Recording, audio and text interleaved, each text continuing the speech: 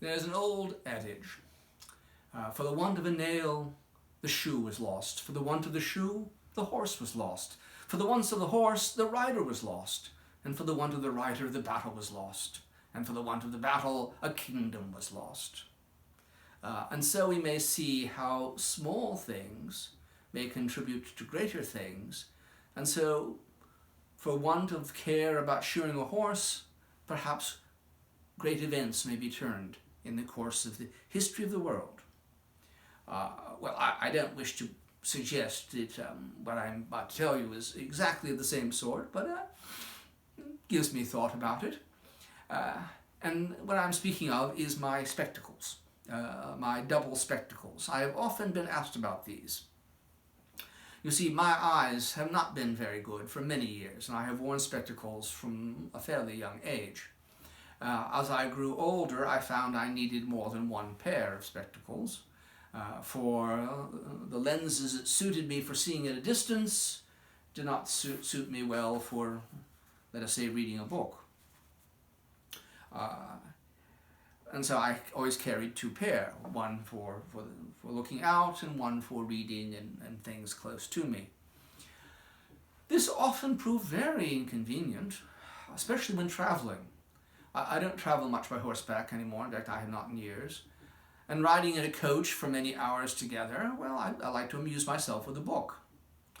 But sometimes there are things to be seen, there are fine prospects, there are handsome houses that one wishes to take a look at. And so I found myself constantly removing my reading spectacles and putting on my others. I might look at the prospect and then go and switch them back to go back to my book. All of this was very tedious. But at last I hit upon a solution to the problem. I went to a maker of spectacles and I asked if he could take the lenses from both my pair, cut them in half right across the center, and wed together the upper half of the lenses for distance and the lower half of the lenses for reading. They could then be put together in a single frame, and by merely raising or lowering my eyes, I could see at a distance or see what was directly before me. This was done, and it proved to be a great advantage, particularly when I arrived in France. You see, I did not come to France in 1776 speaking French very well.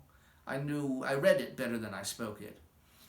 And I attempted to improve it generally in society. But I found it much easier to understand the words spoken in another language if I could see the face and detect the motions of the mouth and the lips and so on of the speaker. Well, my double spectacles were of immense benefit to me for that. For often I dined with French people, and these dinners were often very lengthy, and there were ample opportunities for conversation. But my reading spectacles would have enabled me to see the food before me, and I should have had to have needed them to eat. But they made it almost impossible to see the face clearly of the person sitting opposite me. By means of my double spectacles, I could see both my interlocutor and my food. And this greatly advanced, improved, and sped my learning of the French language. My knowledge of the French was of great benefit to me in dealing with the French diplomats, with the French officials, and without a good relation between myself and them, perhaps I should never have secured the vast loans and grants from the French government to help us during our War of Independence.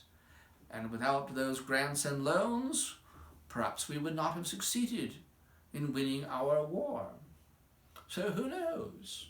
Perhaps my double spectacles are not such a trivial matter, but perhaps they in their way contributed to our victory.